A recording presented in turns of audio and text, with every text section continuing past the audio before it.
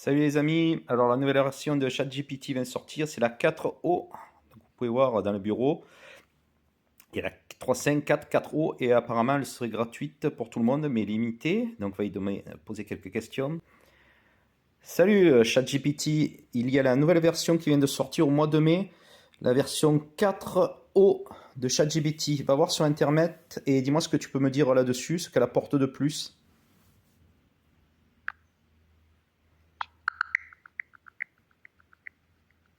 Salut! La version 4.0 de ChatGPT sortie en mai 2024 apporte plusieurs améliorations importantes.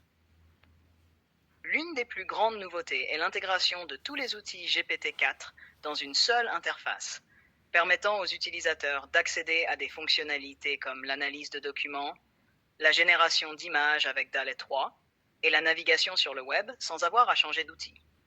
Cette version multimodale permet également d'analyser divers types de documents en les téléchargeant directement sur la plateforme.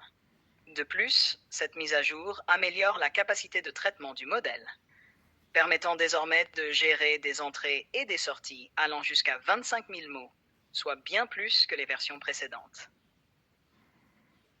Les améliorations se reflètent également dans une meilleure précision et une plus grande créativité dans les réponses fournies.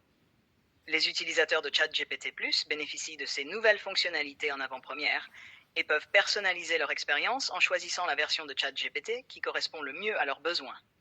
Ces nouvelles fonctionnalités font de ChatGPT un outil encore plus polyvalent et puissant pour diverses applications, que ce soit pour des analyses complexes, la création de contenu ou des interactions plus riches et engageantes. Aujourd'hui, on va tester le ChatGPT 4o. Apparemment, la version est beaucoup plus rapide et plus performante. Donc, j'avais testé, c'est vrai que c'est pas trop mal. On va refaire un test avec mon livre cette fois-ci. Donc, je vais lui demander le résumé et mais de me parler du tueur. On va voir ce que ça donne. Donc là, je donne une version docx parce que la doc, il fallait que je la transforme. Donc, on voit que c'est assez rapide. Là, il a fini dans 10 secondes. Donc là, vous voyez, hop,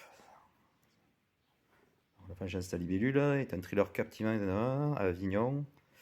Le récit est paisible à la retraite. Edgar, un homme discipliné. Donc là, on voit bien qu'il a bien tout identifié.